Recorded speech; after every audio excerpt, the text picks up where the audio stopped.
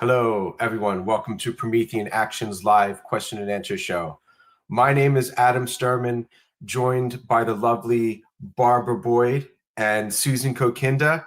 Welcome, everyone, to our Thursday live show. Today's show is entitled Beijing, Trump and Xi Reset the World, and Brennan's Next.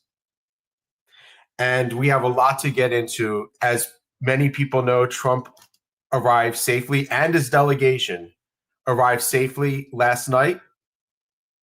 So I'm going to go ahead and just go through some things that have been on Trump's Truth Social already. So let's begin.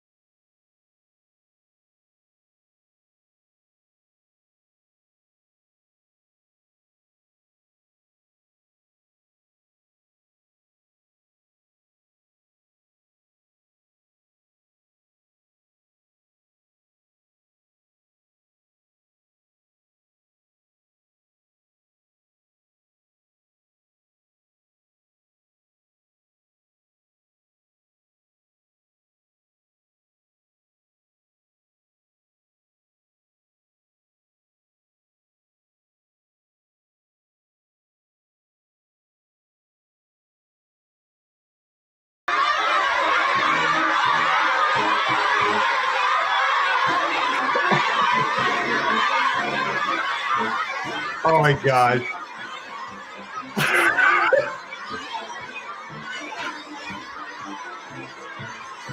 He loves it. Trump loves it.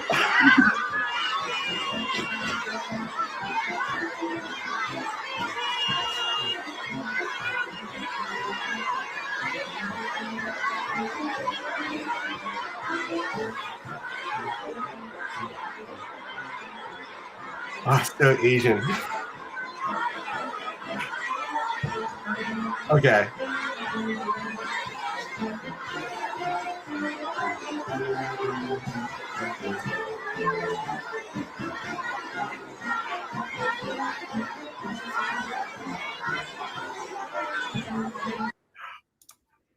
All right, thank you, everyone. I'd like to give an extra special shout out here to Zest the Day. Thank you very much for your generous super chat.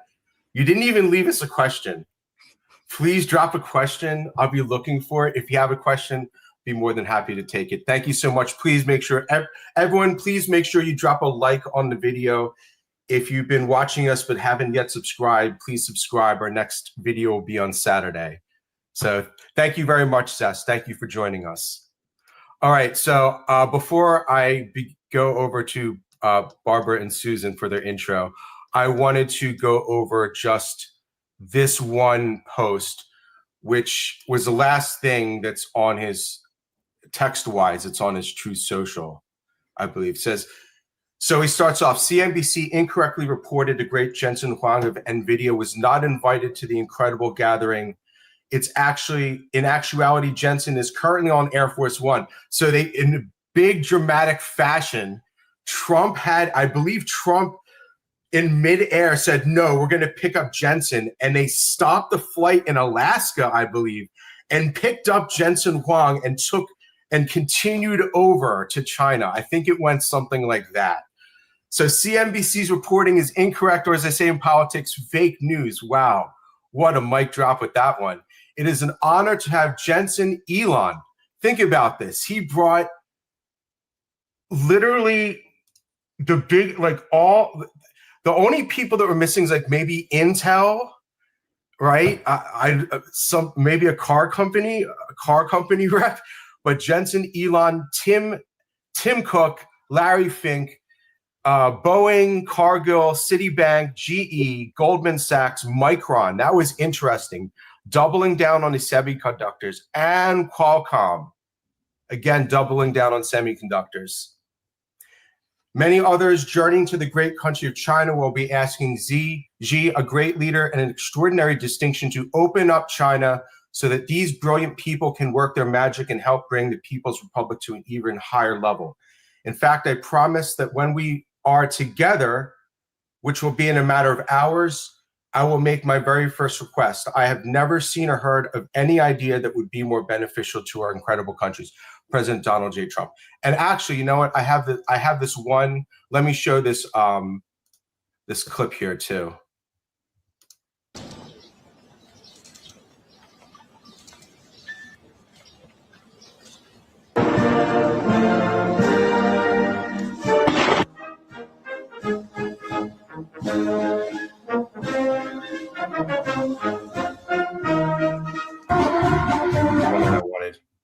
I think this is it.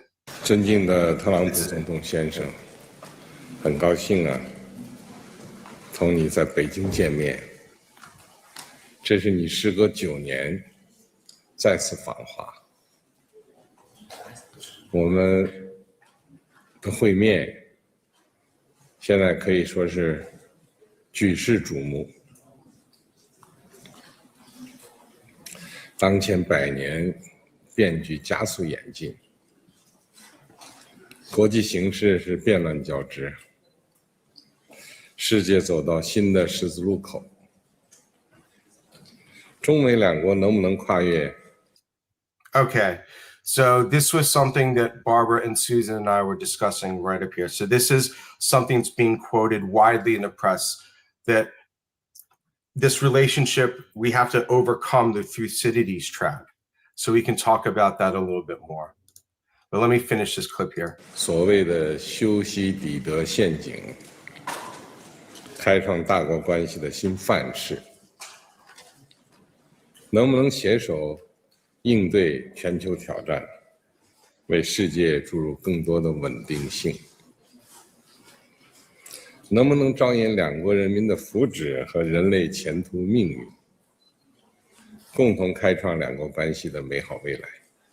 我期待着同总统先生就事关两国和世界的重大问题交换意见，共同为中美关系这艘大船领好航、掌好舵，让2026年成为中美关系继往开来的历史性、标志性年份。You and I have known each other now for a long time. In fact, the longest relationship of our two countries that any president and president has had. And that's, to me, an honor. We've had a fantastic relationship. We've gotten along. When there were difficulties, we worked it out. I would call you and you would call me. And whenever we had a problem, people don't know, whenever we had a problem, we worked that out very quickly. We're going to have a fantastic future together. Such respect for China, the job you've done. You're a great leader. I say it to everybody. You're a great leader. Sometimes people don't like me saying it, but I say it anyway because it's true. I only say the truth.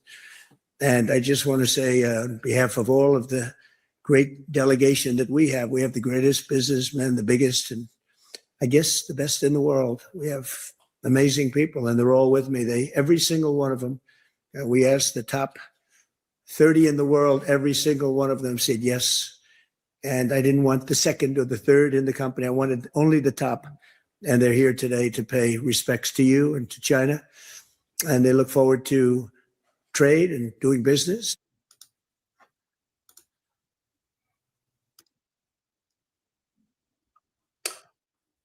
Barbara and Susan, your thoughts?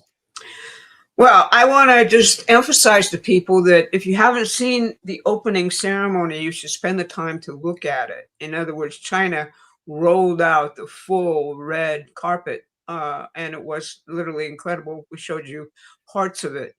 And, you know, basically, we're in a new world as of today. That's the overwhelming emphasis I want to talk to people about. Because what you've got is a situation in which China is having difficulties.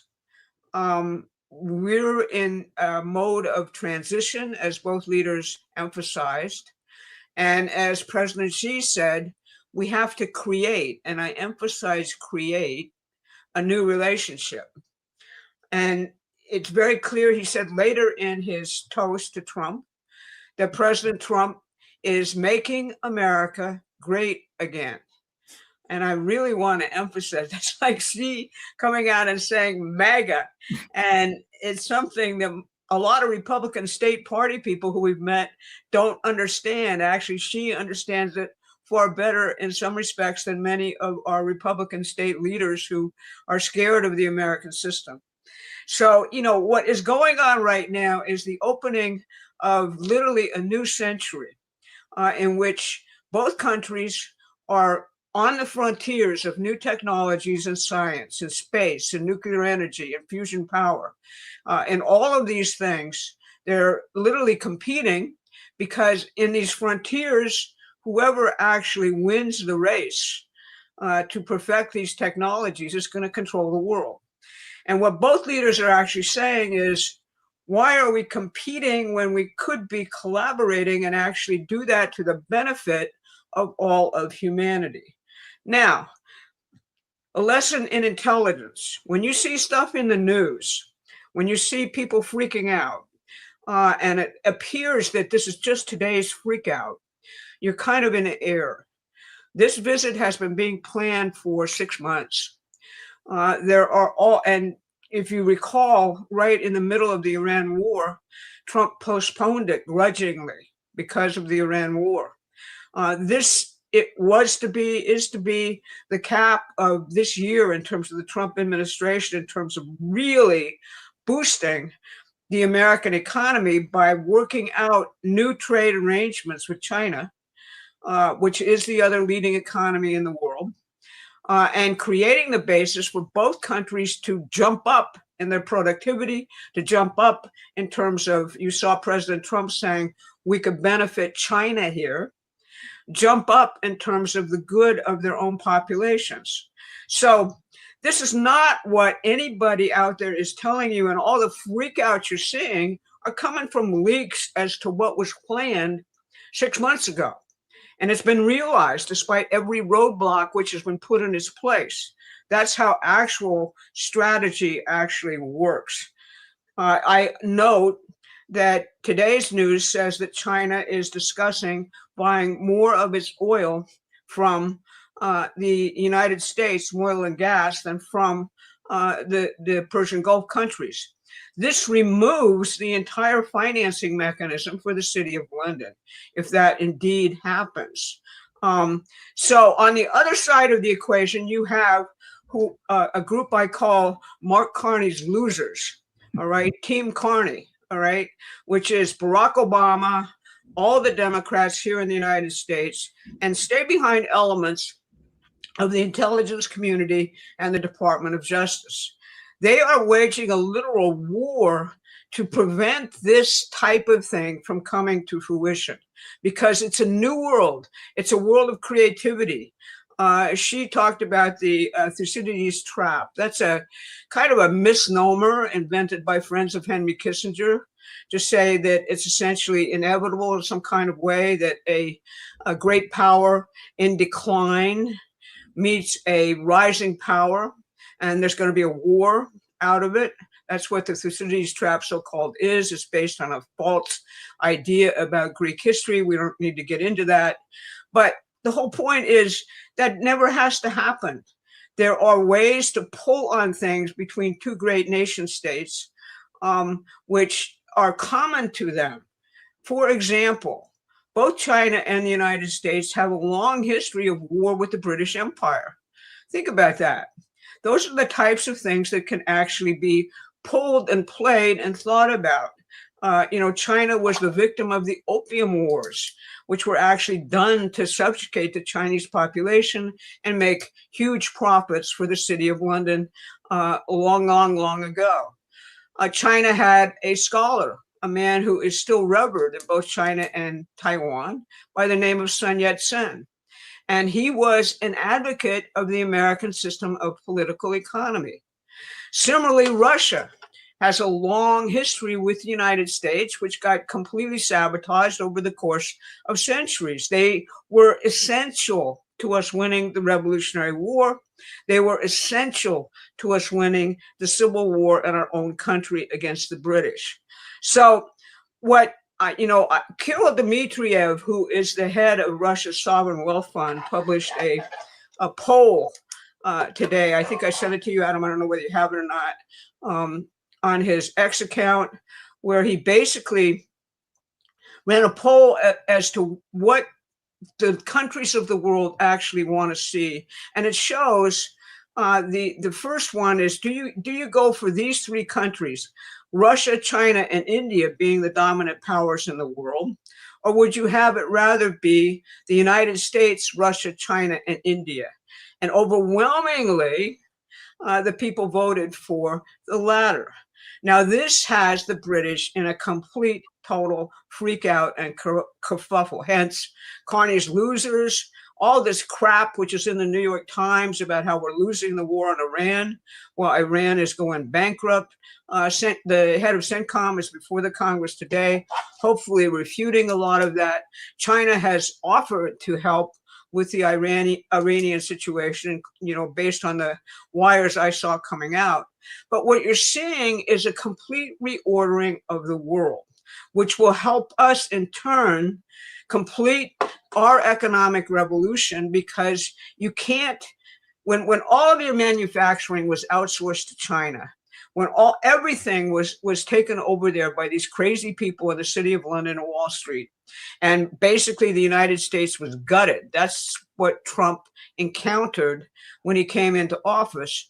The rebuild can't be, well, we're just going to do it ourselves now. We have to rebuild the whole thing. And what he's doing right now, what Trump is doing right now, is saying, let's work out deals. And he's talking about a board of trade on non-strategic investments. He's talking about a board of investment, which will actually both bring things over here that were in China and reciprocally come back to China with things they need. That is a completely new and different form of diplomacy and relationship. And the old system is going bananas and chewing the rug. And that's essentially the world as we see it today. Well, let me just actually add the question of the Thucydides trap, because I think it's extremely, extremely important for understanding what is truly going on.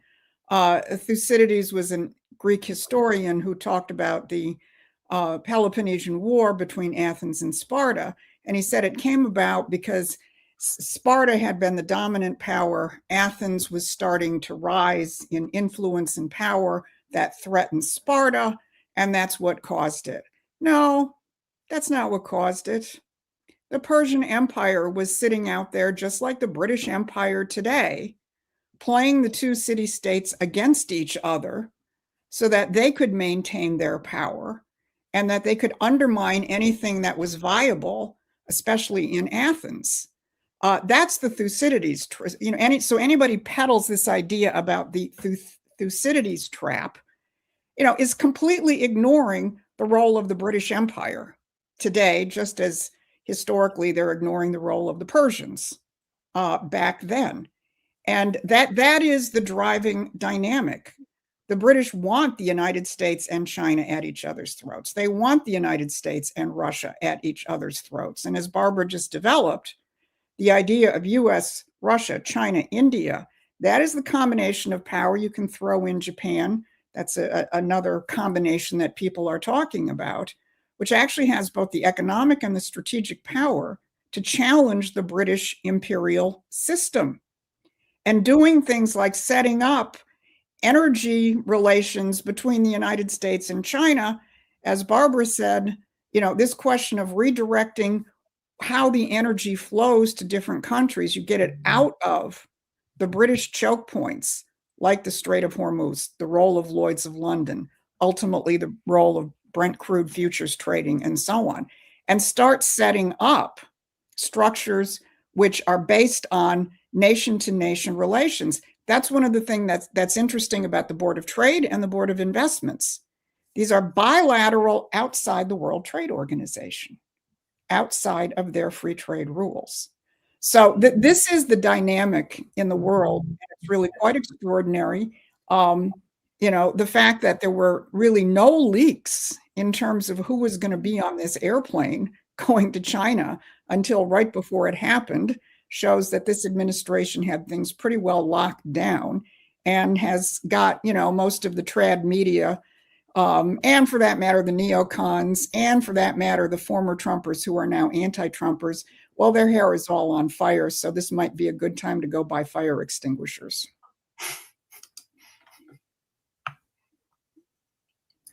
Or Thank you, British Susan. words for them.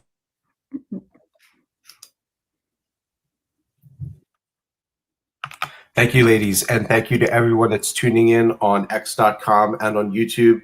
I saw a few people reposting our stream on X. Thank you very much.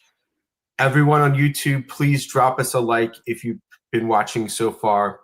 The questions that we're going to take come from our email newsletter. We're also going to take questions from the super chats. But the questions that I have on the slides come from our email newsletter. We now have both a daily and a weekly newsletter. You can get the link is in the description if you're not already on our newsletter. We have over 125,000 subscribers on our email newsletter. Thank you, guys. That is an incredible number. It truly is. And that's active subscribers. That's not people that have subscribed and unsubscribed. We literally have a list of 125,000 people that get our emails. Thank you, everyone. The link's in the description. Okay. I'm going to start with just a few super chats here. People sending in the love already. First, I'll thank you, Zest, for your super chat. And then we have one from David Gray, who always joins us. Thank you every week, David. Euro leaders Cook, Starmer's Burt, Carney, Obama, broken wagons forming a circle. Warsh appointed. Billions of lives daily are safer.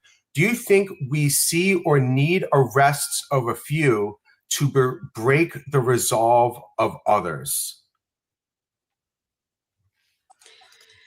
I'm all for accountability, and I think it's going to happen. If you just look at the pace of things which are happening, you've got Fauci's chief assistant indicted. Okay, you have this grand conspiracy case going forward in Florida, in which John Brennan, who came out and said, we have the resistance in the government and it's active, and that's how we're going to meet this thing. He's gonna be indicted in Florida in this conspiracy case, and basically the indictment is going to talk first of all about Russiagate, and that is all on Tulsi Gabbard's plate. That is who actually got us essentially where we are. And the way that they're fighting back is by attacking her. You saw this thing as Trump was in China yesterday, where it was claimed that the CIA ran into her office and stole a ton of files, okay, and just took them and basically illegally invaded her. Now, both she and John Radcliffe came out and denied this, all right? But if you look at Laura Loomer this morning, you can see the plot, all right? Trump is over in China. He wants the headlines. Tulsi tried to steal the headlines by doing this stuff. She should be fired, okay? That's because the woman has actually declassified the essence of the, evidence which is going to be used to go after Brennan in South Florida. You have this huge fraud task force, which J.D. Vance, is leading and went out yesterday with, and they're setting up, folks, to indict the entire damn Democratic Party. If you actually look at what, is being set up here, you've had massive fraud in the Democratic states, around COVID, around Medicare and Medicaid. You have people who are on Medicaid, which of course is designed to help the poor, driving around in Lamborghinis in California. And this in turn, in terms of kickbacks, is how the Democratic Party has actually funded itself. If you look at Biden's Green New Deal and the legislation for that, you see their entire vision of the economy was going to be, we'll give you a handout because we can't build an economy where you could work with some dignity. If you can tell us that you're, carrying the groceries for your elderly parent. All right, we'll give you a huge handout for you to do that. All right, as opposed to we'll train you to actually become part of the new economy we're building and to join in the mission to get to and build a colony on Mars. Which one of those models do you think has most excitement for a younger generation, which really needs revival in terms of its fundamental curiosity and its enthusiasm for life? These are the types of things which we're facing, but I'm very, very confident that you are going to see cuffs. It may not be all the people you want because we've got to deal with the auto pin and Biden's pardons, okay? And that's going to get challenged even. I think they're basically going to go after that. But the apparatus, which basically tried to take down our government through a seditious revolution led by Barack Obama, let's be blunt, and still being led. I mean, the guy is going nuts. He's campaigning all over the country. He was even down in Texas yesterday getting tacos with Tellerico. That's really what a former president should be doing. Is that dignified? I don't think so. But that's the whole idea of how they're going to survive. So, I just think we're in good shape. We've got to continue to press. We've got to continue to identify all of the crazy narratives out there on the internet that are designed for nothing other than demoralizing you.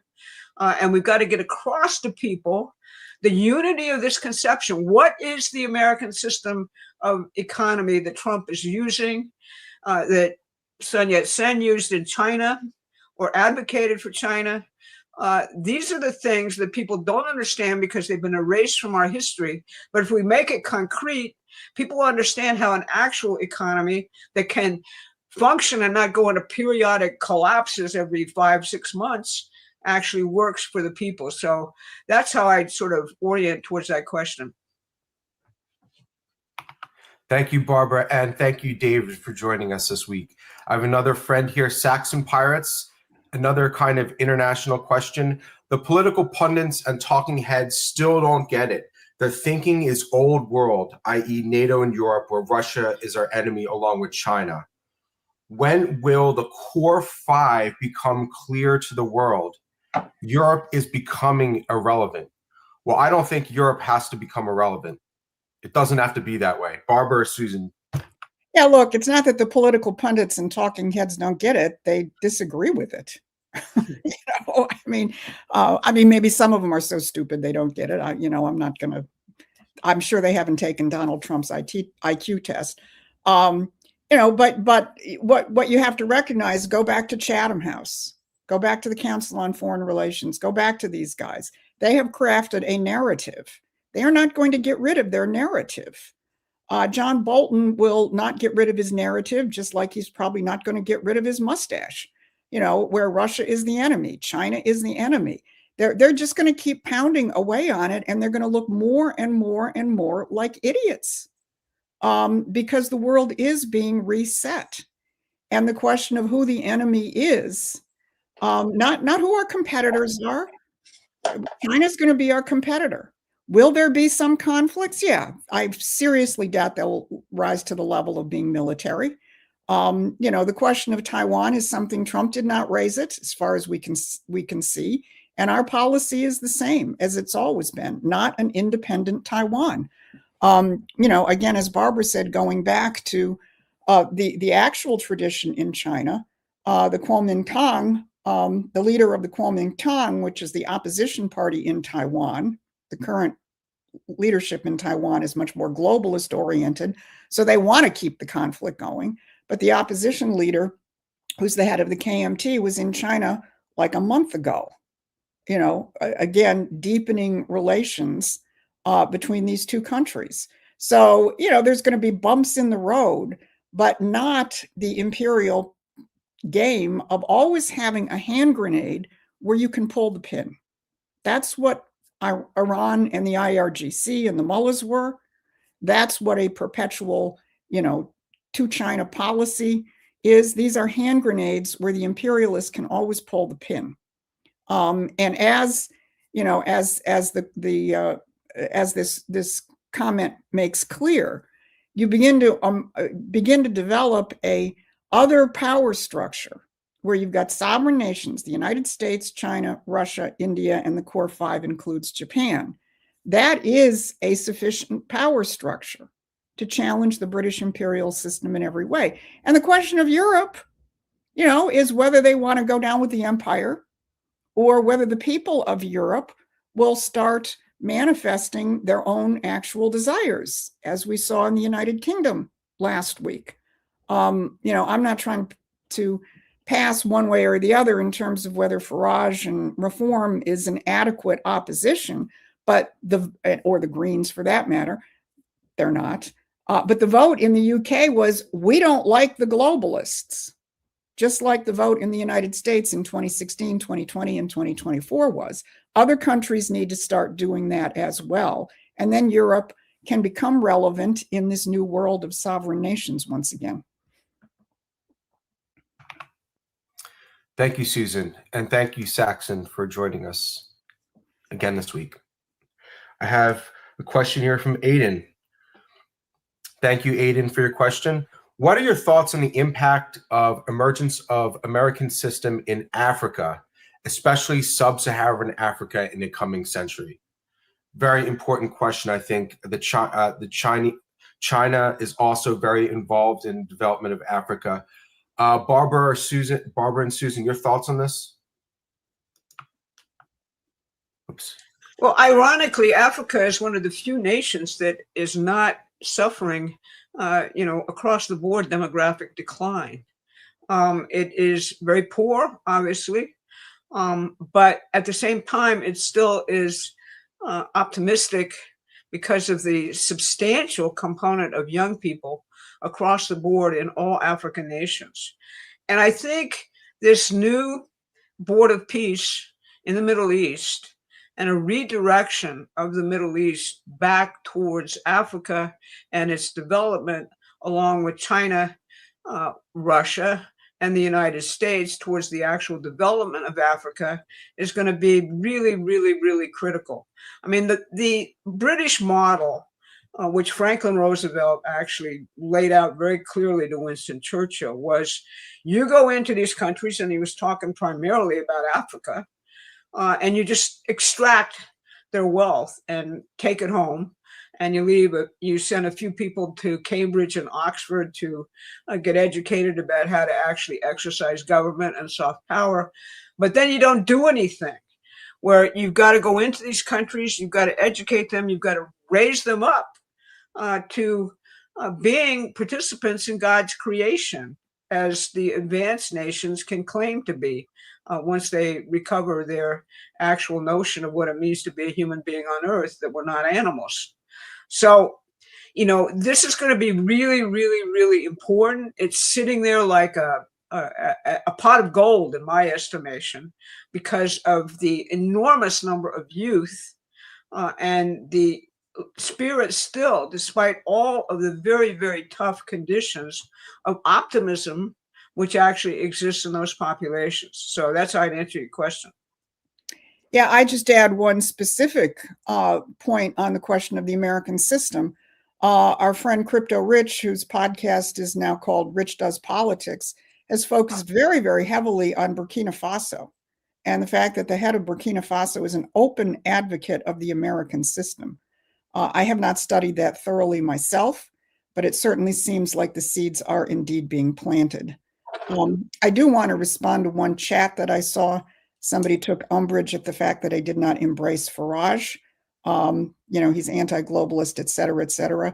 I'm not an expert on British internal politics, but people that I do respect do have concerns that Farage has controlled opposition. I'm not saying that one way or another, but I think people have to keep their minds open in these fluid situations and not, necessarily come down too hard, too fast. In terms of what any particular political formation is. Thank you, Susan. Thank you, Aiden. Thank you, everyone in the chat. Thank you, everyone on X.com. Thank you for joining us this afternoon. So many people know we got in front of the president. I think you probably saw part of Barbara's video that opened up on Obama making these ridiculous statements. Thank you, everyone. We couldn't reach this level of notoriety without you guys watching our videos and sharing them and joining us on the show. So thank you again. Okay, I'm going to jump. I know I have more. Thank you, everyone. I have so many more super chats. I'm going to jump to some questions from our email newsletter that I think are very important, because these questions, and we get hundreds of questions a week. We have to whittle them down to 40. And then I don't even read all 40 on the show. So we do read every question. Thank you for sending them in. So we can't take them all. And so many of them are very similar. So these first three we're going to take together on Iran here. Please respond to Clayton Morris on Redacted, why Iran didn't collapse, about Iran becoming a fourth power in the world due to geography, gatekeeping the Strait of Hormuz, and drones, and the perspective of how the U.S. has misread Iran for decades. How do you factor this into your thesis? Okay, thank you, Jania. Next question is, this morning I listened to an interview with Lieutenant Colonel Scott Mann, which included his concerns over our misplaced trust in Pakistan acting as our mediator with Iran. Scott Mann is a retired Green Beret, having been deployed most notably to Iraq and Afghanistan, and has history informing this opinion. He added that Pakistan has always been considered as Islamic extremists and that they have never dealt honestly with the U.S. Recently, it has been said that Pakistan has allowed Iran to fly and park planes in Pakistan. Furthermore, that everyone in the region understands where Pakistan's loyalties lay. Can you comment on this? Thank you, Lori. And the third one here is from William. I recently saw an internet article on a Chinese Canadian named Professor Zhang, who has been called the Chinese Nostradamus and claims to not only have predicted Trump's presidential victory, but also predicted America's defeat in a war and attrition with Iran. He claims that Iran is prepared for this specific war for 20 years and that the Gulf states are propping up the AI bubble, and that by Iran waging war against the Gulf states, they will not be able to support the AI bubble and the West will fail. Thank you, William, for your question. All right, so I know guys, whatever this Yang guy is, you should just strike him from your brain. Barbara and Susan, this is like, I think these are three different questions, I guess, but they all represent the same kind of viewpoint. It's all aimed at the United States. Let's start there. It's all aimed at the midterms. Here's the strategy.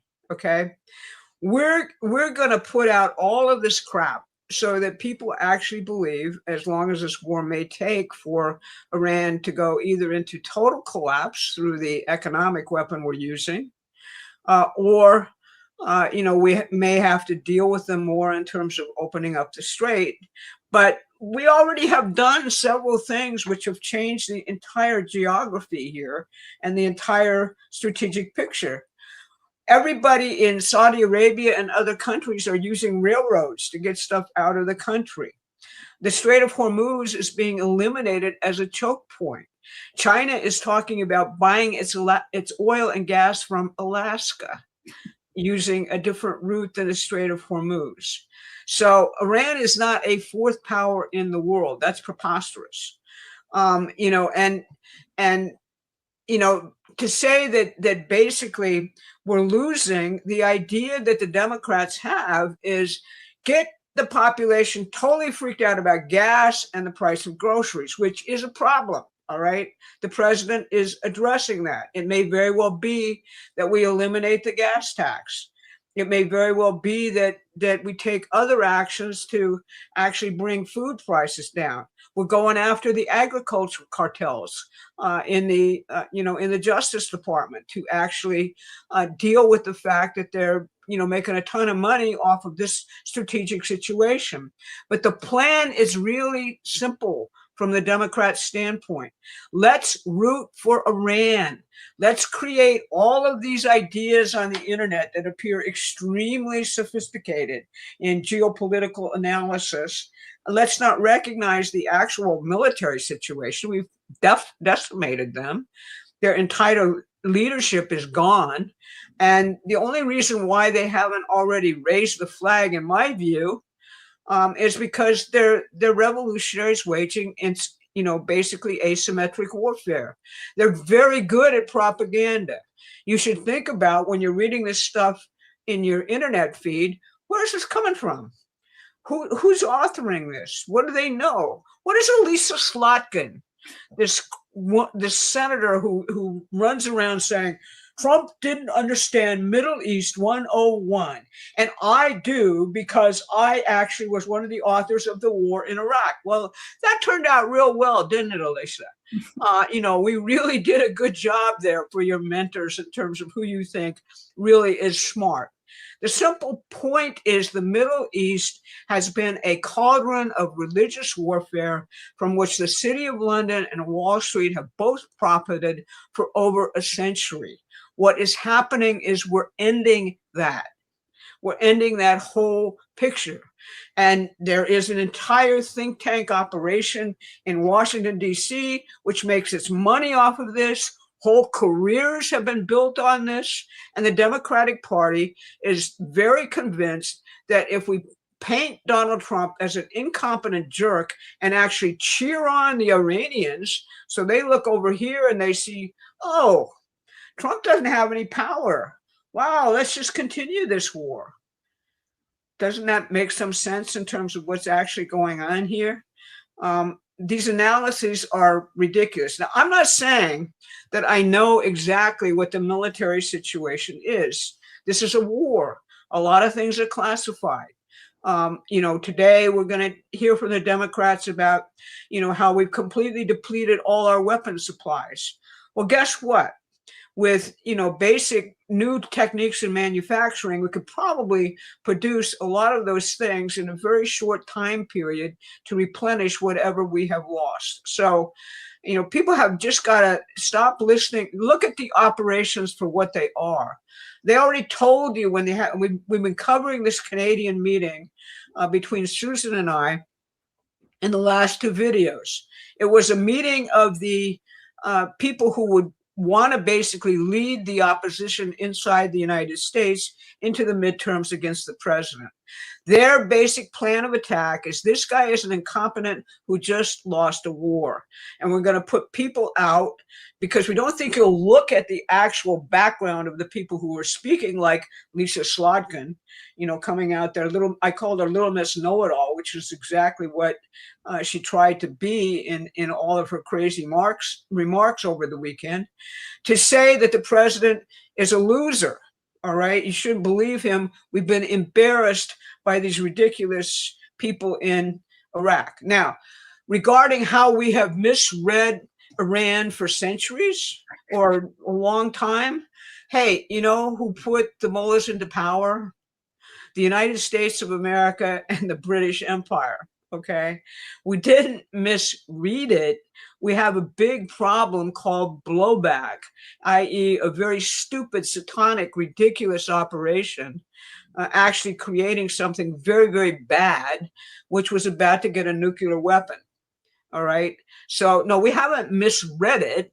We just are not fessing up to what the actual story is as to what's happening here. And that's how I'd answer your question. Thank you, Barbara. Very enlightening. Let me just add two things. First of all, Adam, let's give a shout out to Julie Donuts, who's on, because it was her post that was reposted by the president. So thank you, Julie. Donut. Is she in the chat? She's in the chat. I saw her a couple of times. Thank you, Julie. Yeah, I didn't see you. Yes, thank you very much. You were so I only joined X.com last December, I think it was. And you were definitely one of the first people I noticed that was clipping our stuff and reposting it. So thank you very much. Let me also say something about Elissa Slotkin, and what you're dealing with this kind of crowd. Somebody put in the comment of my show, whatever day it was, I last did it because I've lost track, that Slotkin in her comments up in Canada had said, yes, these are the principles that we were trained on. Now, I had noticed that, but I didn't include that in my show. And somebody picked up on that and said, you don't get trained on principles, right? You either believe principles because they have a universal truth to them, or you're just, pushing a CIA-pushed narrative. And that's exactly what this entire crowd was. They talked about principled pragmatism. And by which, they're talking about the fact that the impact of their globalist free trade system has created a revolt among populations, especially blue-collar workers here in the United States, and I'm sure other places as well. And they can't just keep pushing the same crap that they've pushed in the entire period. So they're not going to change their globalist policies. They're still for free trade, NATO.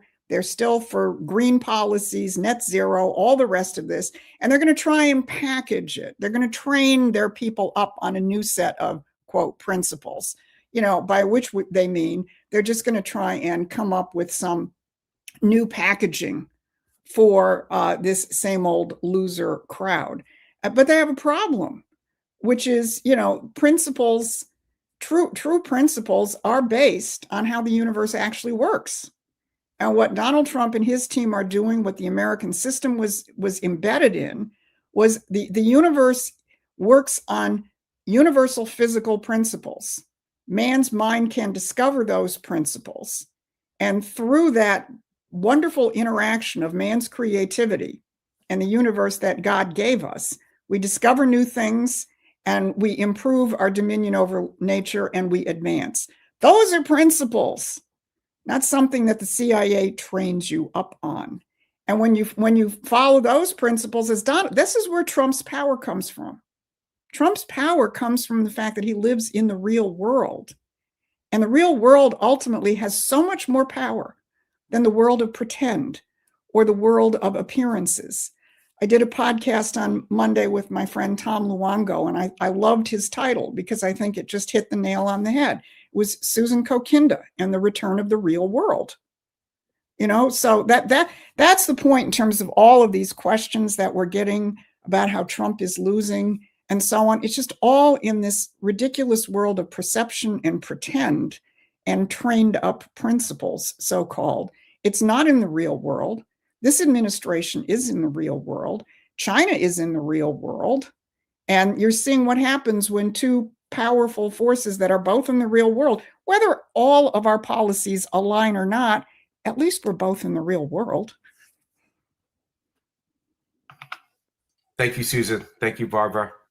Thank you to all of our YouTube chat. Please drop us a like if you've been enjoying the stream so far. Thank you to everyone joining us on x.com. Okay, more questions. We're going to stay on this Iran theme because we got a whole lot. We got a lot of questions on that this week. So actually, it's going to be four questions on Iran and negotiation and the IRGC. So excuse me, everyone. Still dealing with a little allergies. Is negotiation with Iran even a real thing? Is it even possible to find the persons in charge or really talk with them? It sure doesn't appear to be. I agree with you. It really doesn't. And next one's from Nancy. Is President Trump going too soft in his proposals to Iran so that Israel and others feel unsafe? Surely the president will insist on their giving up all nuclear ambitions and the uranium as the bottom line, or is he losing sight of his requirement? Thank you, Nancy. How much longer will Trump negotiate with Iran before ending the regime? Good question, Marge. And last one from Betty. How is Trump going to get rid of the IRGC, or is he?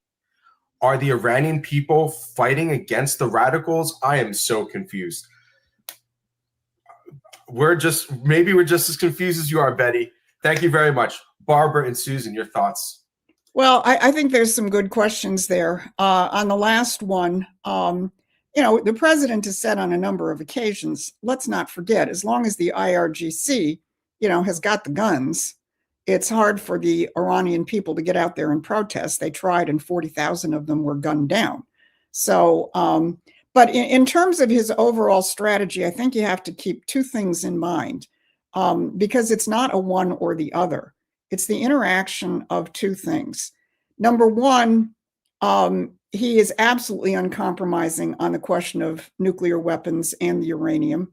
That references that other question. And nobody, Marco Rubio, Pete Hegseth, J.D. Vance, or Donald Trump, has ever wavered on the fact that Iran cannot have nuclear weapons.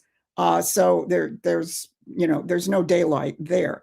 But I think what the president is dealing with is his understanding that Iran is essentially an occupied country, occupied by the IRGC and the mullahs. And we've talked about the British origins of all of this in previous discussions.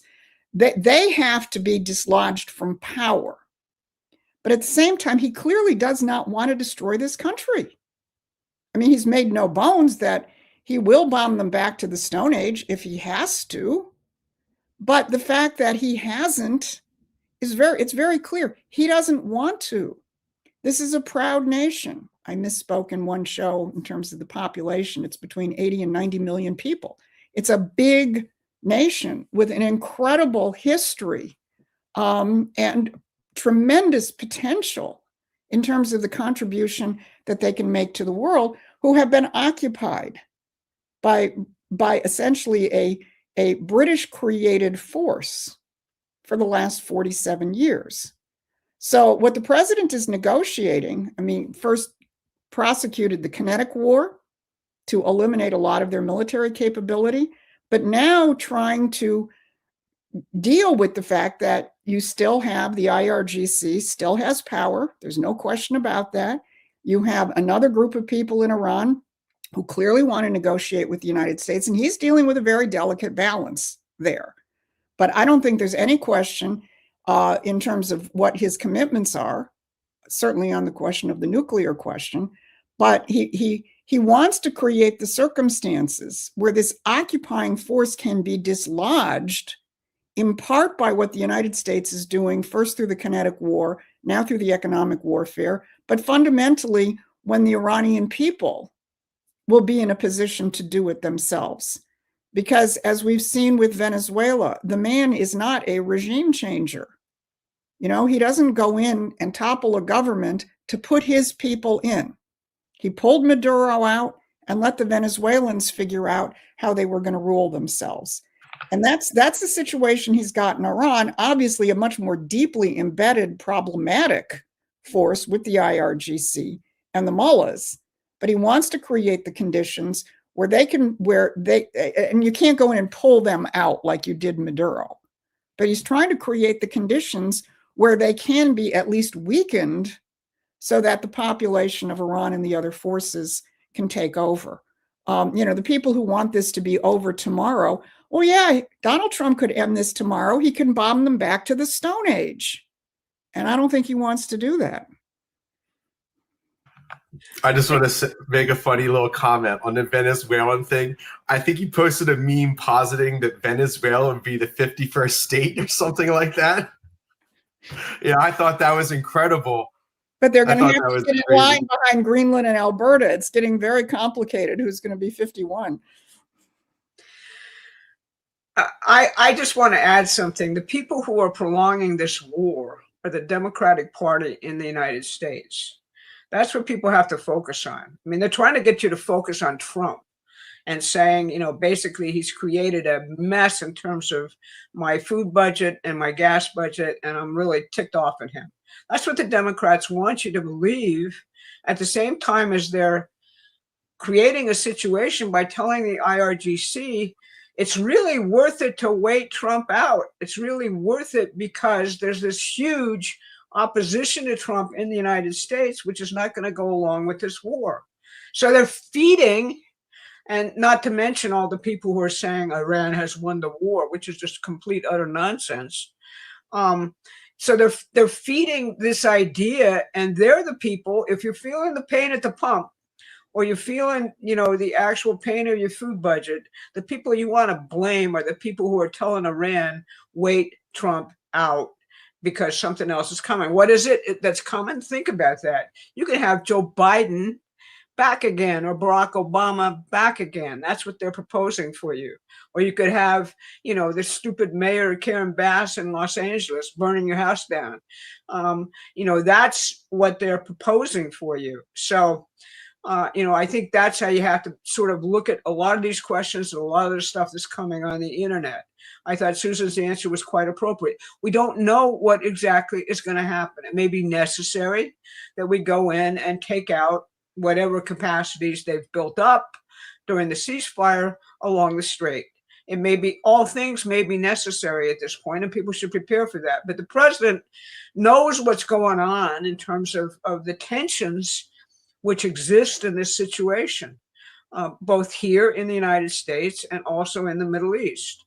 I just think you've got to be a little bit patient in terms of judging him. And as I said, looking at how this thing has evolved, do you really think it would be a good idea for Iran to have a nuclear weapon? That's the issue, pure and simple. And so, that's how I think you got to really think about it. Thank you, Barbara. Okay, it's good. We're going to move right into the Democratic Party now on this issue. So thank you, Shelley, for this question. It gives us a chance to expand on this topic now. What is the connection between the British Labour Party and the American Democrat Party? In the video that President Trump posted on his True Social account, Barbara remarked that the British Labour Party was the brains of the Democratic Party. Please further explain this connection. Thank you. Well, if you actually take a look at the history of the United States after Franklin Roosevelt died, you'll see exactly what I'm talking to. The guy who was sent over here as the foreign minister to con us into taking over, becoming the policeman of the world, was a guy by the name of Ernst Bevin. Where was he from? The Labor Party. All right, a master of actually talking to Democratic officials, namely Harry Truman, about what the policy of the United States should be. That tradition goes all the way in its various ramifications up through Bill Clinton and Tony Blair. The whole idea of a third way, pragmatic way of doing politics comes from the British, and essentially you have a whole history of this where conservative, the Tories in Britain actually, sort of link up with the old traditional Republican Party as think tanks for them. And you have the Labor Party with the Democratic Party in the United States, starting really with Truman. Roosevelt despised British politics and despised their whole idea of how they operated in the world. That was a really, truly uninfluenced, in that sense, administration. So that is the history of it. And, basically, if you look at what the Democrats propose as platform issues and you turn right around and look at what the Labor Party is proposing as platform issues, you find that they're the same thing for the most part.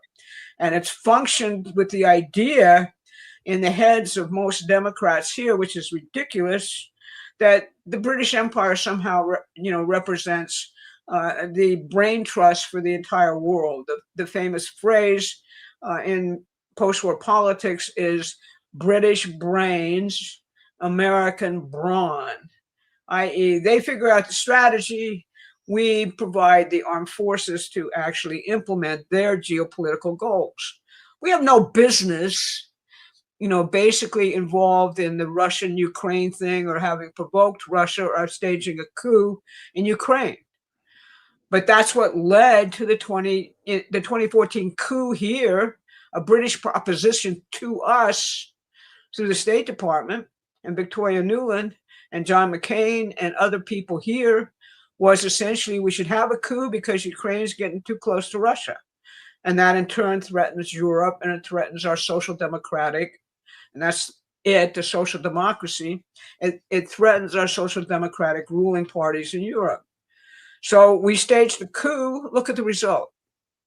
And that has been the relationship. That is what Donald Trump is completely overturning, because he's saying, we're Americans, we have our own foreign policy. It's none of this BS.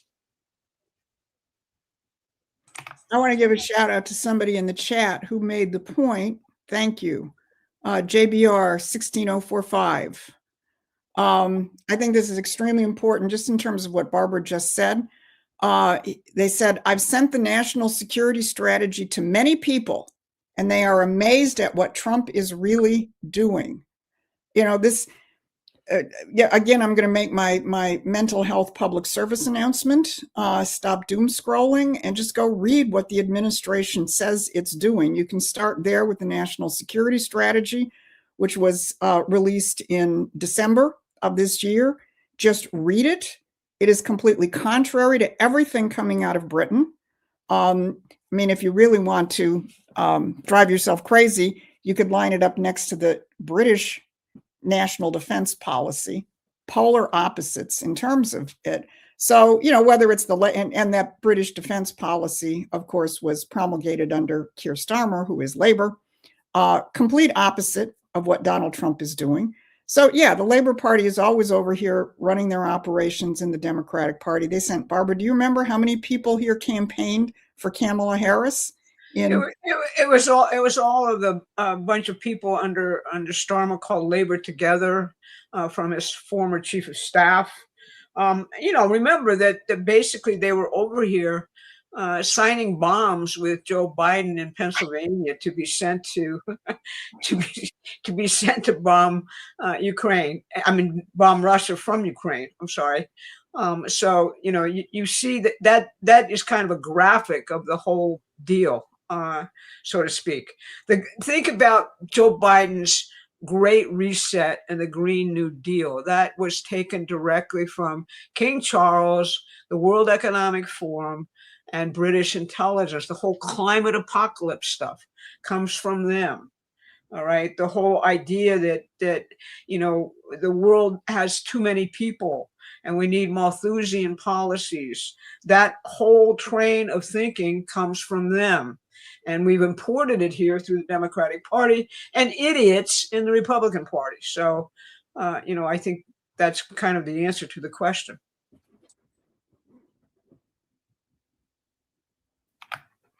Thank you, Barbara. Thank you, Susan. Thank you for everyone in the chat. Please drop us a like here on YouTube if you've been enjoying the show so far. And hit the subscribe button if you're not yet subscribed. We do 3 pre-recorded political updates a day, and we do this one live show every Thursday. So subscribe, hit the bell icon, and maybe you'll get a notification when we do our next show. Okay, I'm going to take some more questions here from the email newsletter. We're going to have 2 here on the midterms and the current fight with the political parties at the moment. Here in question 38. Okay, so this first one here is from Dale. Thank you all for a wonderful show. You've answered so many of my questions, much appreciated.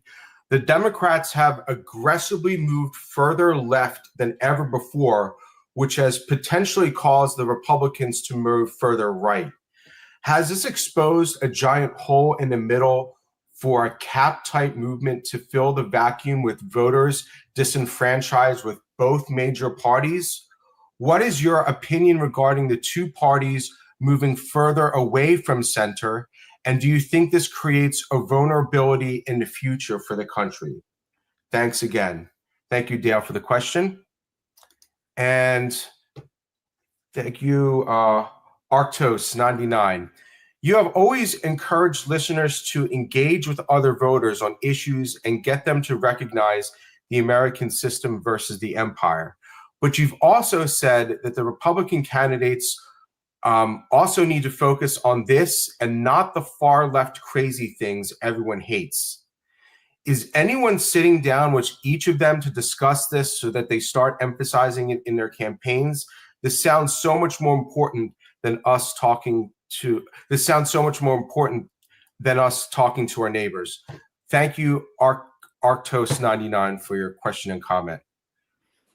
Those are a couple of really, really important questions. Look, to the extent that we are out there active with our material, including our half-page flyer, Adam, if you want to pull that up when I'm talking, I think it will always be important to talk to your neighbors, because my experience with candidates is most of them are not courageous enough on their own to step outside the guardrails, that have been set by the narrative.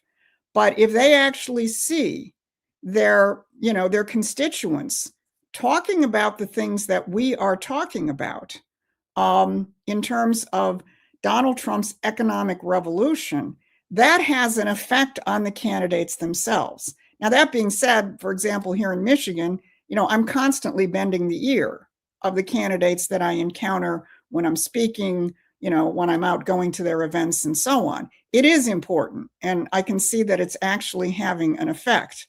So that in terms of that. But to go back to the first question, which was an important, sophisticated question, because he's referencing the CAP, which there we go, which is the Center for American Progressivism or Center for American Progress. This is the group that convened up in Canada with Elissa Slotkin, Buttigieg, Mark Carney. Obama was not there publicly. He was there the night before. And that was their message. Their message was that, we have to sort of grab the middle ground by reorienting toward the working class, the blue collar voters. I watched, I don't know how much of that I could stand to watch. I watched a lot of it. And the parts that I watched, there was no discussion of the crazy trans issues the radical issues. They weren't jumping up and down supporting unfettered immigration and so on. I'm not saying they don't support those, but that was no longer their message because they are trying to preposition themselves. But your question has, I think, a fallacy in it, because I don't think the Trump base of the party is moving to the right.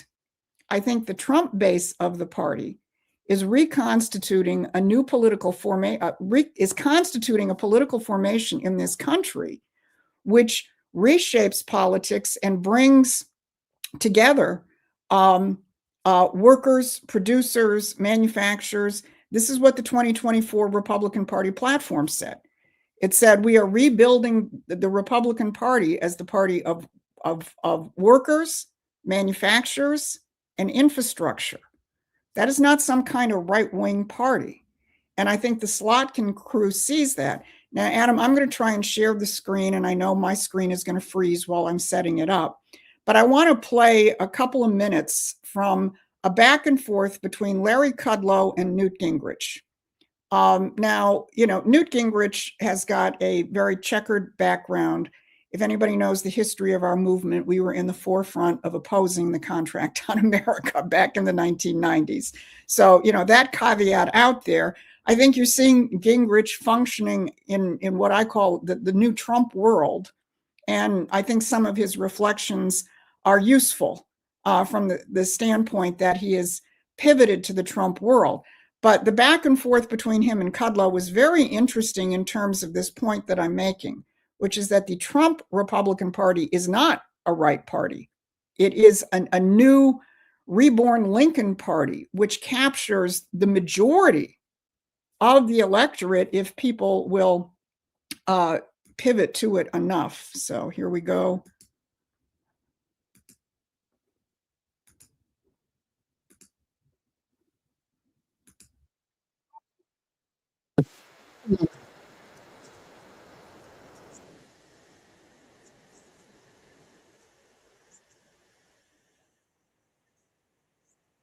The economy, the stock market, wages, productivity.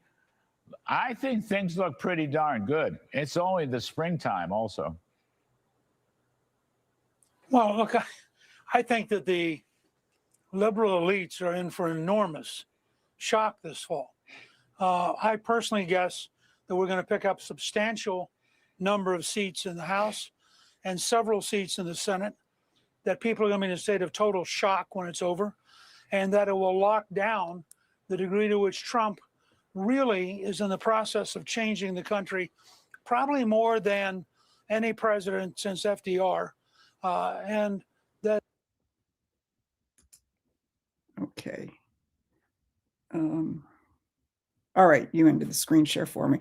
I think that's extremely important. And they go on to say, I can't remember if it's Kudlow or Gingrich, basically said, as long as Republicans are messaging what Donald Trump is doing on the economy, then we are going to sweep the midterms. Now, you may have noticed if you've been paying attention to us, and especially our midterm boot camps, this has been our message. Message what Donald Trump is doing in terms of an economic revolution. And it is a challenge because gasoline is $5, $4.50 a gallon. Hamburger still is a luxury item. I think a lot of that is going to abate, certainly the gas prices. The beef prices is a little more challenging just in terms of how long it takes to reconfigure, something like cattle herds and so on. But it's a challenge because people are feeling one thing in their pocketbook. But on the other hand, there is an absolute economic revolution and transformation going on, which has the potential, as Gingrich said, to permanently reconfigure the political parties in a way as big as what we saw when Franklin Roosevelt brought blue-collar workers and blacks, who had always traditionally been Republican, into the Democratic Party. I think the potential right now is that Trump is beginning to bring that home again. And I think this is a time, I can either pull it up.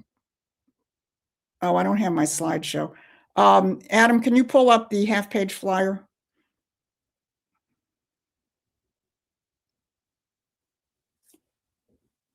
Yeah. Notice the title of our flyer. Think of what you just heard Newt Gingrich say, the biggest transformation since Franklin Roosevelt. And Gingrich goes on to point out that both Ronald Reagan and Donald Trump had previously been Democrats, right? And pointed out their ability to message. But again, notice what we call it, the Republican New Deal.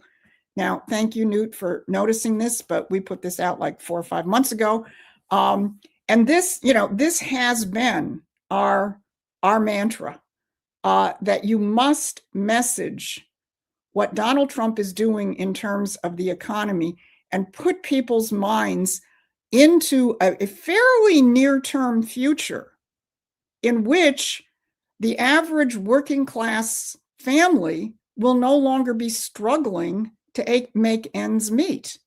I just saw a report on the manufacturing boom going on in the United States right now, and the fact that we are woefully, woefully understaffed in terms of skilled manufacturing workforce. These are the jobs where one income can raise a family, which we haven't seen for decades and decades in terms of those kind of blue-collar jobs. So the question of upskilling a whole layer of our workforce, getting them out of being Uber drivers or even,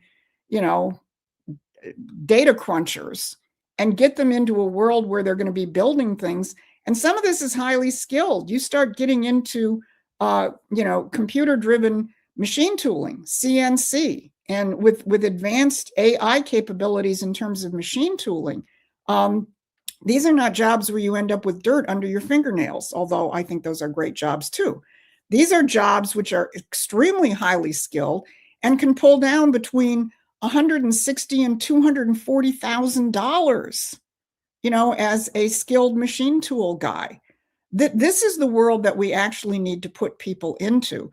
And I think the administration understands that. I think you're going to see them pivoting more and more. I think the fact that Kudlow and Gingrich, I don't think they came up with this idea on their own. I suspect there's some kind of back and forth in terms of the administration. What kind of messaging do we need to get out? What Kudlow says a little bit later in this is he said that the rise in blue-collar wages now outstripped the rise in white-collar wages for the first time. I don't know what the period, he didn't reference the period. But again, this is a transformation of our economy. So if enough of the candidates understand that, and we'll keep taking the point in places where even the candidates don't understand that, if we get that message out.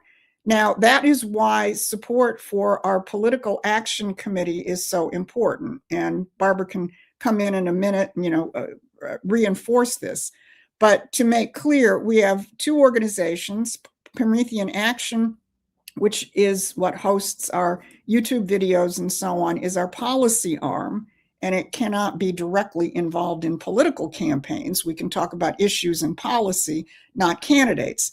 But we do have a political action committee, Promethean PAC, which is constituted under the Federal Election Commission to directly intervene into the midterm elections.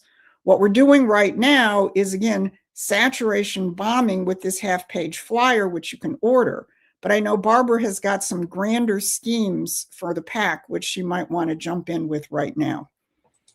Yeah, I mean, basically what I'm thinking about is, I'm sure most people on this call have seen Spencer Pratt's ads, which are all over the internet, have basically discombobulated the Democratic Party in Los Angeles, which is, an obvious Democratic stronghold, completely. But he's talking about the fact that these Democrats, Karen Bass is considered to be a centrist in terms of how the Democratic Party thinks about these things. She's clearly not. She's clearly out of her element, and is really a Barack Obama clone. She was the vice chairman, after all, of the National Endowment for Democracy, which is a CIA front for people who don't know. But the point is that he's a man with a cause and a passion. And those ads reflect that, and they reflect what everybody else is knowing and feeling on the ground, living in that catastrophic, ruined state based on Democratic Party policies. What I would like to be in a position to do in the PAC, there's a thing called independent expenditures under the Federal Election Campaign Act. It's where most people put their dark money. You've all seen it on TV where you have a ad coming on from some group outside, the actual campaign committees of the candidates, and they're saying, so-and-so is a jerk because, or so-and-so is great because. Very seldom is it so-and-so is great because, all right? What I'd like to be able to do is to put our PAC in a position where we could hire some of these creators, and although a great deal of it can be done by AI at this point, that's what Spencer Pratt's ads are mostly being done by, to be in a position to, once this thing really sorts it out, the primary season sort of ends in June, okay, and you know who the candidates are in June, somewhat, all right, maybe not, but in some states go as far as August, okay, but we'll have a good idea of what's going to happen in the race beginning on Labor Day, when you really get down to it and people are paying attention. I'd like to be in a position at that point in time to do a gigantic ad campaign centered on understanding what the president is doing and how the candidates actually line up in terms of that. And I'd like to use the very prospect of that game, that idea of us doing that as a club for various Republican candidates who are already beginning to run. We could come into your district and do something like Spencer Pratt has done in Los Angeles, but on a completely different level, i.e. actually laying out what President Trump is doing and whether a candidate lines up with that or not, at the same time as actually attacking the Democrats as the modern Jacobins who are trying to destroy the United States. So that's my grand scheme. That's where I'd like to be in terms of the PAC. I think it's eminently doable. It requires a lot of creativity. There's a lot of creativity going into those ads by Spencer Pratt. It's a challenge, but I think it's really necessary at this point, because we have taken the point on trying to, basically message the president's message as best we can, more broadly than even the White House has been doing. I expect they're going to up their game substantially in terms of the midterms. But you think about what happened in 2024, who are the people who actually amplified the president's message going into the 2024 presidential? Charlie Kirk got assassinated. Tucker Carlson gone crazy. You can go down the line of many of those influencers, and they've been knocked off. We won't get knocked off like that. I got to tell you, we've already been to hell and high water once in our lifetimes. We know what that's all about. So basically, that's my grand scheme. And I hope that we can start to build support for that and actually begin to put it into motion. Now, one more plug while we're here, which is we do conduct nationwide Zoom boot camps. Midterm boot camps, where activists from all over the country come together and we problem solve in terms of how to communicate this message. We have a midterm boot camp coming this Friday, i.e. tomorrow. It is going to feature a number of state legislative candidates who are messaging this. At least we'll have candidates from Michigan, Texas, and California lined up at this point, who will be talking about how they are carrying this message out to their constituencies. The next boot camp is then a week later, and then we're shifting the boot camps to Monday. So that's just sort of a kind of rough schedule of what we have going between now and the beginning of June. Then they're going to revert to their bi-weekly pattern, probably, but as we get closer to the midterms, they probably will be weekly. So I encourage people to sign up. Adam is showing up there on the top. You have the midterms bootcamp sign up page, which is where we are right now. And then The other thing in the drop down is our resources where you can watch previous boot camps, but definitely sign up for the midterm boot camps.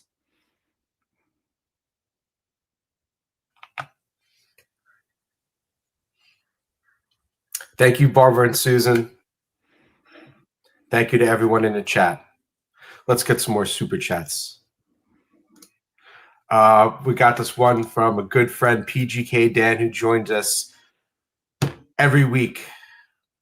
Thank you. And I watch Steve Turley, so I appreciate what he has to say, even though he is very different than us. Please discuss overconfidence regarding the effective redistricting in the midterm. People like Steve Turley are declaring the death of the Democratic Party. They ain't dead yet. No, they're not. So your thoughts about people saying that, you know, this redistricting is going to completely destroy the Democratic Party? Well, I think it's going to have a big effect. I think it's already shifted the narrative, which was out there of doom and gloom, and we're going to lose, and, you know, everybody should sit this out. It's no good. It's done. It's over. All that crap. You've seen that, you know, basically go off after the Virginia decision came down and after the Supreme Court decision in Calais came down.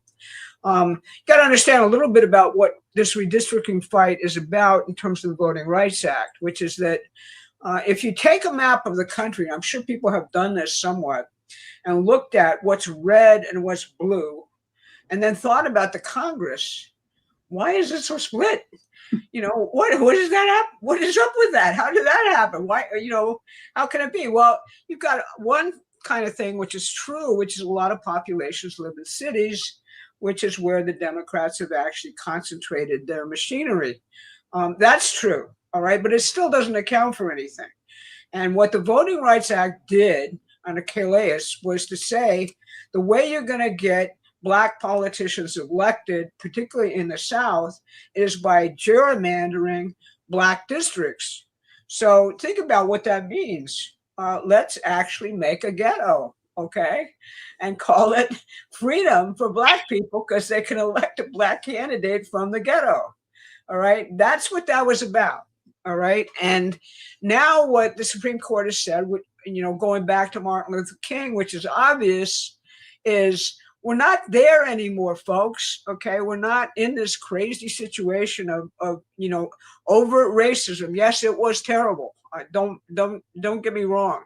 What happened, you know, in the South, you know, was terrible, and that's why the Voting Rights Act was actually passed. But we've gone beyond that as a country, and the idea that you actually create separate but equal yet again, which is actually what the Voting Rights Act was doing to it. The Voting Rights Act, first of all, doesn't say that. All right, that I should be very clear about that. This was the interpretation which the Democrats got away with selling to the rest of the population and to the courts. And the Supreme Court finally said, no, you know, we don't basically have the idea that our politics should be based on race. That's kind of, you know, outside the parameters. We were supposed to get over that in the Constitution itself. So now what you've got is throughout the South, you're getting these crazy districts, which are, you know, actually, you know, horribly gerrymandered districts, and you're saying no more, and you're redistricting. You know, I actually have a belief that Black people at this point are going to elect people on an even more basis than having these crazy ghettos set up to arrange their lives. And, you know, basically, that's what's behind the enthusiasm saying we're going to pick up 14, 15 seats, et cetera, because all of these insane things are going to be gerrymandered out of existence, and states are going to reflect one man, one vote, which is what it's supposed to reflect. All right, so that's the fight, okay? A lot of people have said, okay, the Democratic Party therefore is toast. That's incorrect, all right? You know, they're toast to the extent that their insanity is actually recognized, like it's being recognized out in California. You know, to the extent that we can actually get it across to the population that this has become a Jacobin force out to destroy the United States. And to the extent that we can actually pull people into the mindset that Donald Trump is using to rebuild our country, that's going to determine how people vote. So, you know, yes, I do think it's very, very premature to say we won. All right, because you still got to deal with the Senate. You know, J.D. Vance is in Maine today. You have somebody with a Nazi tattoo up there running for the Democratic Party on his chest. He says he's tried to actually wipe it out, but he's basically a guy who says, you know, he has social media posts that say, I think we need a revolution in this country. I got my gun and I'm ready to go to town. All right. That's pretty much a definition of the people that the Democrats are running at this point. And we've got to get that across, that they have no legitimacy, that all of them, even their centrist spokespeople like Elissa Slotkin, are nuts. Okay. Here's a woman who actually, her big claim to fame is, I sold the Iraq war to the American people. All of them have baggage up the wazoo. They're just waiting for us to come in and essentially eviscerate them. And that's what very much we intend to do here. So, you know, I think that you're correct. We can't be overconfident. And the biggest thing, if people get overconfident, they'll stay home. And that is the problem of really organizing the vote. Yeah, I want to mention one other aspect of it, because I think there's the near term, which Barbara just addressed, and the question of voter turnout in a midterm is the bottom line. People do not turn out as much for midterms as they do presidential elections. And that is going to be, you know, getting the vote out and ensuring that our base is mobilized, optimistic, and not complacent is extremely important. But I think there's also a longer term thing which people should be conscious of. And as much as they did a makeover of Elissa Slotkin, and man, did they do a makeover on her. I didn't even recognize her when I first watched her up at this summit in Canada. You know, they recognize that the hard radical AOC Hakeem, there is a faction of the elites that understand that the AOC, Hakeem Jeffries, Kamala Harris wing of the Democratic Party is burning itself out. And they have, I'm convinced, at least a longer term strategy of perhaps letting it die. It's what Gingrich referenced in a certain, well, actually a little bit later in that thing that I showed. He talked about how the Federalist Party was completely wiped out at a certain point, and then new formations came along. I don't necessarily agree with all of his historical analysis, but it's an important point to be made. And I just want to point people to something that's going on here in Michigan, just so you can have your spidey sense up as you think about this question. We have an independent running for governor of Michigan. This is the former Democratic mayor of Detroit, who has presented himself as a centrist. He's not. He's run by the billionaires, Jamie Dimon and all the rest of them. You know, he rebuilt the center city of Detroit so it doesn't look like Dresden after the firebombing, and it's very flashy and nice, and tourists come there and so on. And he did it on the backs of the neighborhoods, you know, who have essentially been left in the dust. But he portrays himself as a centrist. He's running as an independent for governor because, as he said, I can't run on the Democratic label any longer. And then you have the current Secretary of State, who's been part of this wacky triumvirate of witches. Gretchen Whitmer, Jocelyn Benson is the one who's now running for governor, and our Attorney General. Now, here's something that just happened. And again, I'm just putting this on people's radar screen so that you don't just sit there and think in this simple-minded Democrats, Democrats versus Republicans, because the elites are thinking at a higher level. There was just a big indictment here in Michigan of a businesswoman who got $20 million in funds from the state.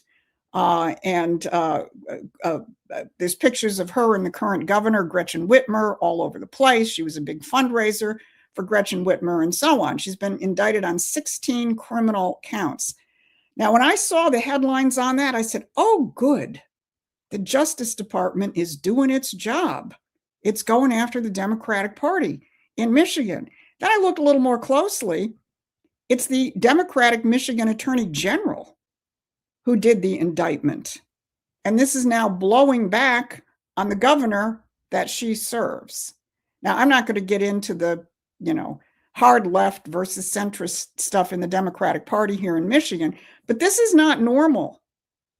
And I just bring it up because I think that however these different things play out, you're dealing with a situation in which the oligarchs who think in generations are, recognizing, all right, well, we've had our run with the Democratic Party. Maybe somewhere not too far down the road, we may need to come up with something else. And that is wrong. What's wrong with, Steve Turley's analysis in this case, because presume that the Democratic Party is finished. And I don't think it will be finished in this midterm. So all that said, but presume that it does go by. Unless you've actually mobilized people around the right principles, the elites are going to come up with something else and put it in its place.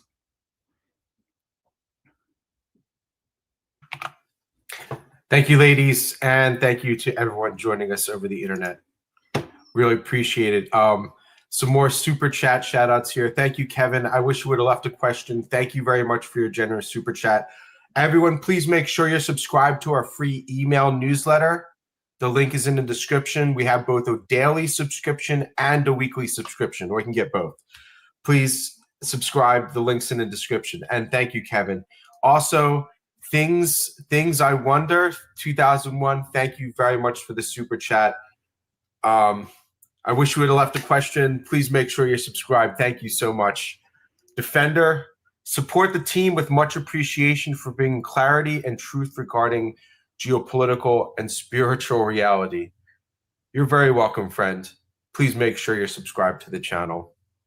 And I have another question here about the geopolitical situation. Where do you see the relationship with the US and BRICS in regard to a truly new financial system?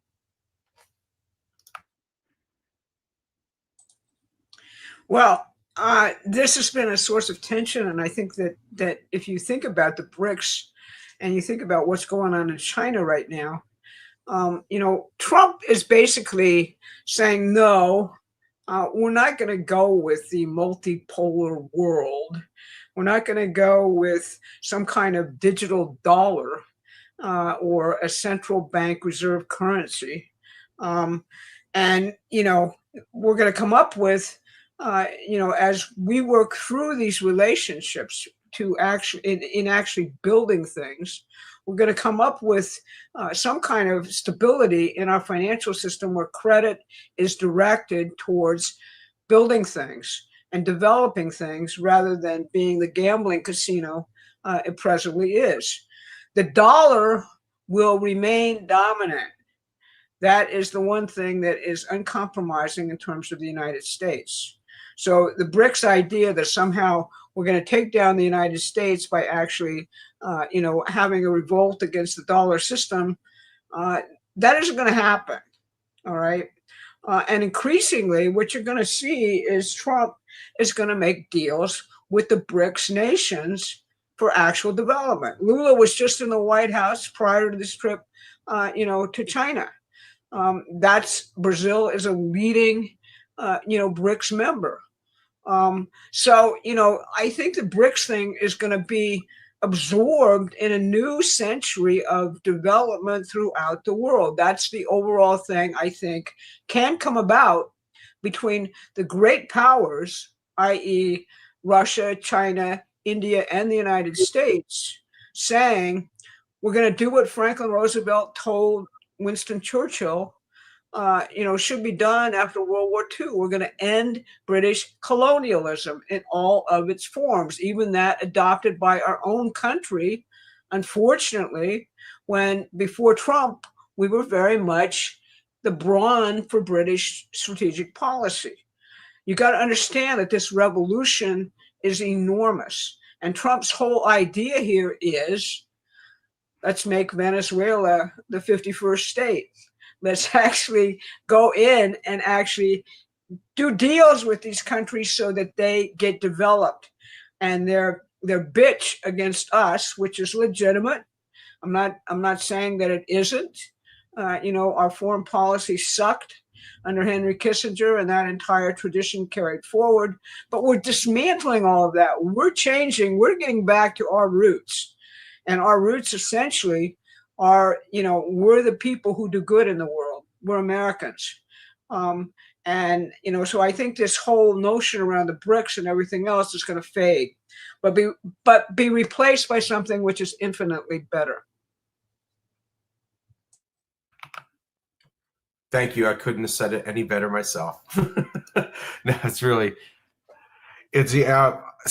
so much of the BRICS issue is still very big with people that follow us and the wider networks that we're involved with. So thank you, Ken, for your question. Please make sure you're subscribed to the channel. Our next show is going to be on Saturday. Let's hop back to some questions here from our email newsletter. Let's go to question number 30 here. Okay. First question here. So I'm going to take these two together. So the first one here is from Steve.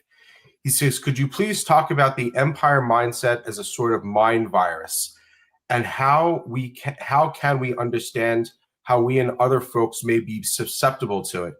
Is it some type of pseudo-noble mode of self-suspicion, perhaps? Thank you, Steve, for your question. And Anthony says, the crux of your objection to the British imperial system is the perspective that man is just an animal. You sometimes use the word slave as well. It would be helpful to the cause if you defined what it means if man is perceived as an animal or a slave. Defining that can bring the necessary aha moment as we realize just as we are currently being treated like animals or slaves already, especially over the last decades when we were sold globalization, privatization, and deregulation, and a new utopia. And then here's the fun part for me. Awesome. I reject Adam's enthusiastic description of how AI will do wondrous things for the economy. It already has. You just don't realize it. His description sounds exactly like the globalist justification for downsizing in the 80s and 90s. The problem, both narratives assume that efficient economic throughput is synergetic with societal well-being. It is not. Those are predictions only, and utopian at that. They are predicated on unrealistic axioms that depend on blind trust that the efficient markets will always do the right thing for society. AI could be revolutionary to humanity's evolution if you dump the blind trust. It is not blind trust or linear thinking. Okay. Instead, we must roll up our sleeves and collaborate with this immense source of human knowledge. I agree, Anthony. Barbara and Susan, though. Let me take the first crack at it, because I actually have to leave a little early today. I have an engagement. Look, I go back to the first one. I think it frames it well, because it's not really a mind virus, although that's not a bad way of thinking about it. It's really as simple as going back to Plato and Aristotle. The first line of control of the oligarchy is to trap you in your world, in the world of the senses, where you think that all you know is the data that comes in through your eyes, your ears, your other senses, and this actually really gets to the AI question as well. And that all you're really doing is rearranging the data that comes in through your senses. Now, just to ask yourself a very, very simple question. Are your senses telling you what the universe actually looks like? I mean, we see a completely different light spectrum as a dog does. You have birds that pick up, things beyond the human senses, which allow them to migrate, and go from north to south. And believe me, they're not holding their cell phones, and checking, their Google Maps in terms of how to get there. Your senses are just the shadows on the wall.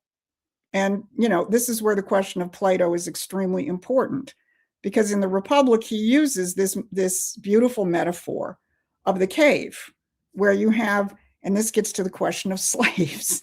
Essentially you have people who are enslaved. They're chained to benches.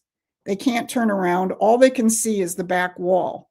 And behind them, somebody has a light and images, and it's creating the shadows on the wall. And they've never seen anything but the shadows on the wall. And they think those shadows are real. That's how they manipulate us.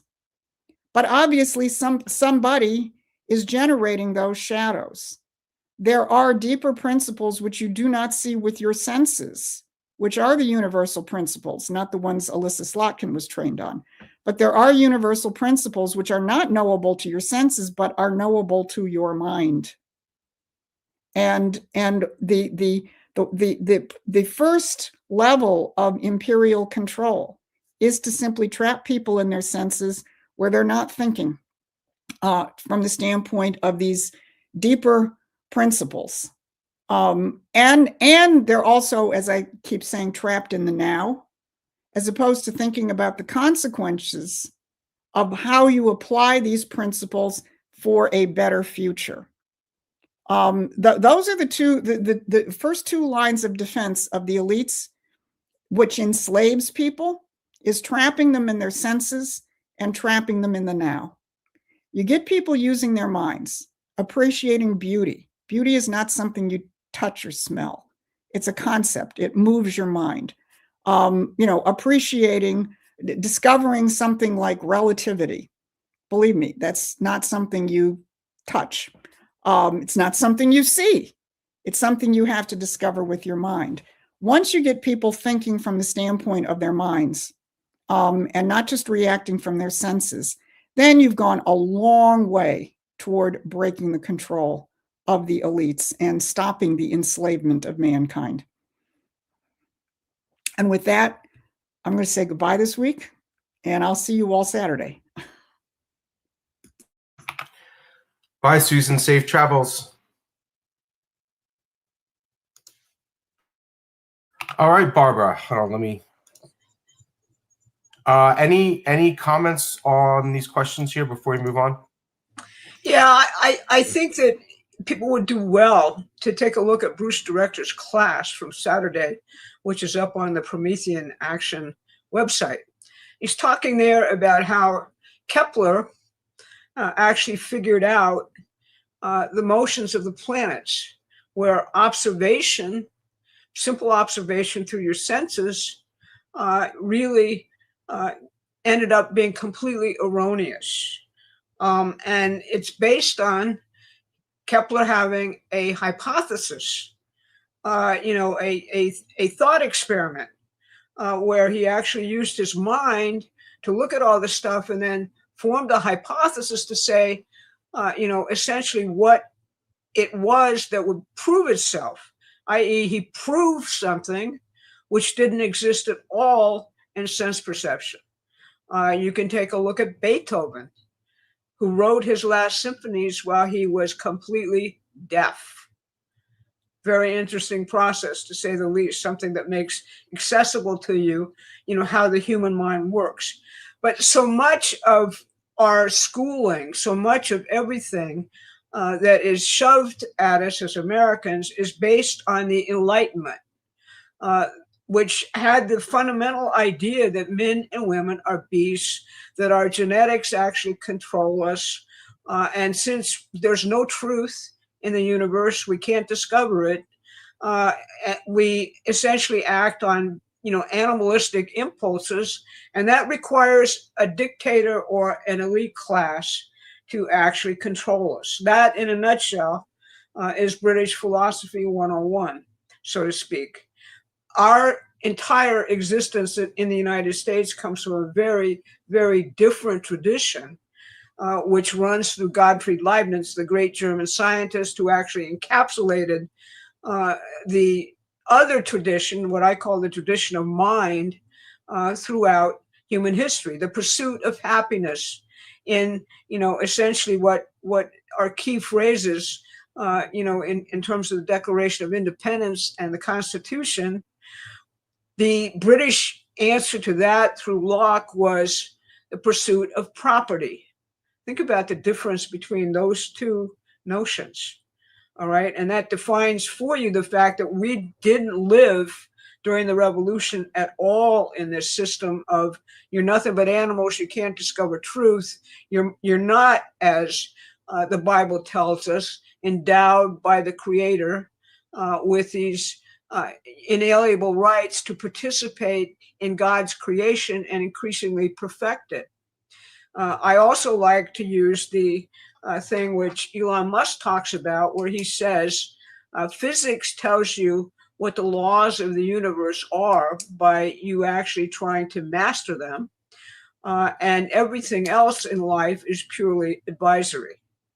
I thought that's really a funny and ironic statement, but it deals with exactly this dichotomy between those who believe that the mind of human beings can be reached to grand scales to participate in God's creation, and those who believe that we're simply like beasts and need to be controlled, therefore, by some form of supervening agency. So that's kind of what we're talking about here. Thank you. And let's push a little bit harder on this Leibniz question, because definitely we're hitting a bit of a nerve on this. Oops, let me put the right thing up here. Okay, so Angus says, hi, I recently I conducted an admittedly cursory search of Hamilton's published papers and found founders online and found no explicit mentions of Leibniz in Hamilton's writings or the major reports. Hamilton cites European practice, statutes, and political economists, by example, English statutes, French and British commercial practice, Montesquieu, Blackstone, but I can't find any primary source evidence that he names or attributes ideas directly to Leibniz. Can you assist with some specific references? Thanks. Thanks, Angus. If you go to our website, you'll see posts by Chuck Park on a character by the name of Logan, a very underestimated founding father. And this is the Benjamin Franklin circles, who are actually the people responsible for the Constitution and the Declaration of Independence. And Logan was a complete advocate of Leibniz over Locke. That was the big fight coming into our founding.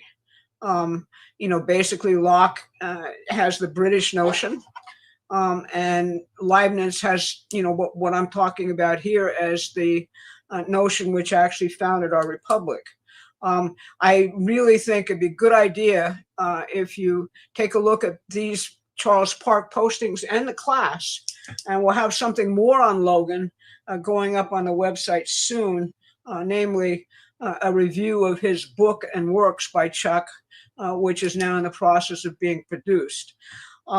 So that's it. Now, coming back to what was Hamilton doing? Well, here's how I like to think about Hamilton's mind, and it'll give you some insight. He was a trial lawyer, and people don't recognize that part of him. And at one point in my life, I actually had to go through all of his cases for a case we had going on in Germany about the difference between American law about defamation and libel and British or Roman law, in terms, which is the European system, concerning defamation or libel. It's a very interesting study, because think about, what does it mean to say something false about somebody's fundamental identity?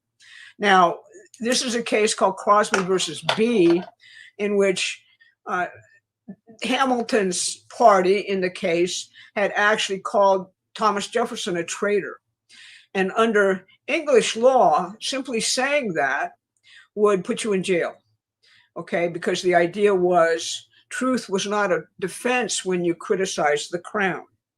All right, you couldn't defend yourself by saying the truth because you were criticizing the crown. Think about how that reflects free speech. So what Hamilton did is he went through all of human history, not just British history, human history, going all the way back to the Greeks and so on. And in his a summary of his case, which he spent 3 or 4 days talking to the jury about in New York and talking to the Supreme Court about when it was riding the circuit, he literally developed how, as every nation in the entire world thought about this thing called defamation. And here's what he came up with as his formulation about libel. He said, truth is a defense to the crime, which it was, of libel, insofar as it advances the public good. Now, think about that from the standpoint of trying to get a jury to understand that today. All right. What is the public good? How do we understand that? Is it a common understanding? Well, our founders certainly had a common understanding of it. Alexander Hamilton had a common understanding of it. And that was the difference in terms of the overall intellectual ferment, which led to our Constitution and our Declaration of Independence. So I hope I've answered your question. Chuck Park has the whole story. Take a look at his work on our website. Take a look at his class. Yes, we imported a lot of common law. We had to start somewhere. We imported a lot of Blackstone. We had to start somewhere. All right.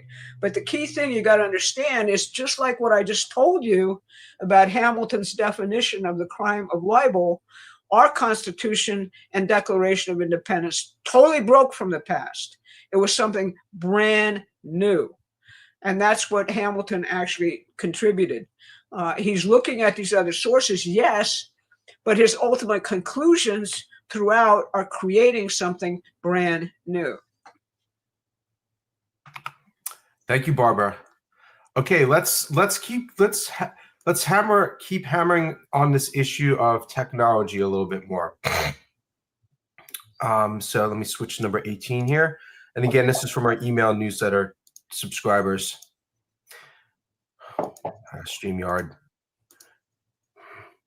Okay. Shannon says, if Trump is successful in consolidating a coalition of power-playing nations, Russia, China, India, Japan, US, it seems the next biggest power play is for the control of the high ground on the moon.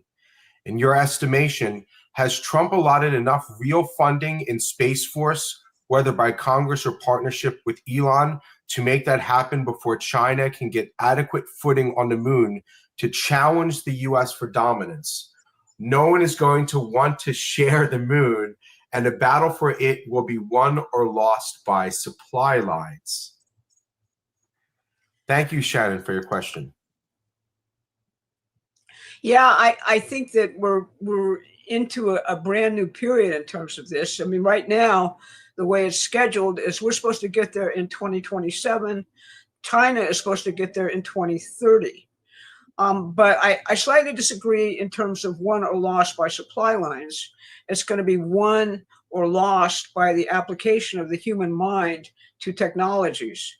Just look at what Elon has done. He's basically transformed space travel totally.